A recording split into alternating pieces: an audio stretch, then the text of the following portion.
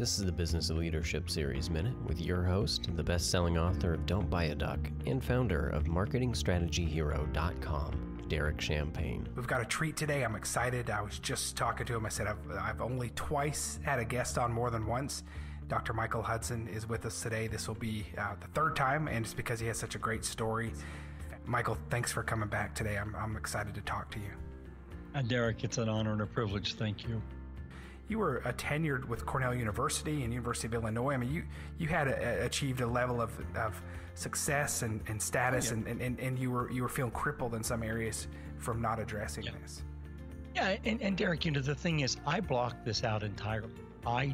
In my teens, I didn't even acknowledge it happened. I don't even know that I remember that. I knew it happened, but it just wasn't conscious. I just pressed it back and pressed it back and pressed it back. And then I began chasing validation. And I'm not the only one's ever done that. Right.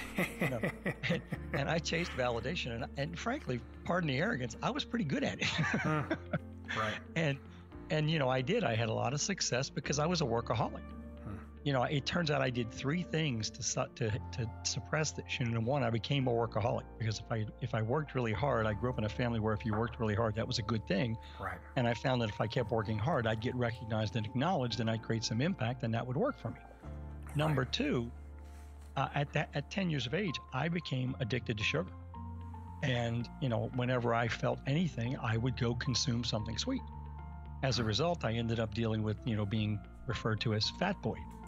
And always loved it, Derek, when I was chosen for a sports pickup game, either in gym class or, at lunch or something. And it was always me, the last guy chosen, with the following phrase, quote, "We'll take fat boy." So that sort of got involved as well and is a reality. But I didn't really own or acknowledge that addiction to sugar.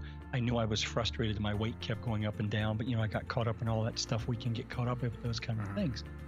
The third thing that kind of happened is I retreated, and actually it wasn't a retreat so much as an advance in my learning into story, because I found that story could captivate me and keep me involved and keep me engaged and make me see things differently. And then all of a sudden, and frankly, Derek, it was a big piece of my success. Right. Building nationally recognized programs at two major universities. One of the things you have to do is tell the story to the donors and the funders, or you don't get anything done. But what I didn't realize was that my story had been buried. And all of a sudden, when I got into a scenario where the pressure was really bad, I started experiencing some serious depression issues, finally realized I had to go get help. And I don't know if I shared this the last time or not, but I went to 14 therapy sessions. And in the 14th, I walked in and he asked me a question, and I looked at him and I said, "No, you're not asking questions today. I am." because I knew I had told him everything there was to know about me, and he'd never told me anything. And I said, "This isn't helping me. You understand everything. What am I supposed to do? What's going on?" And he looked at me and he said, I know I owe you something. He said, and let me tell you why I haven't said anything. He said, pardon this one question, but have you really told me everything? I said, absolutely. He said, well, here's where the disconnect is. Everything in your story speaks of being a victim, and you've never mentioned being a victim. Derek Champagne here. I want to connect with you if you're listening to the Business Leadership Series. We can connect on LinkedIn or send me a message at derek@derekchampagne.com. I look forward to connecting.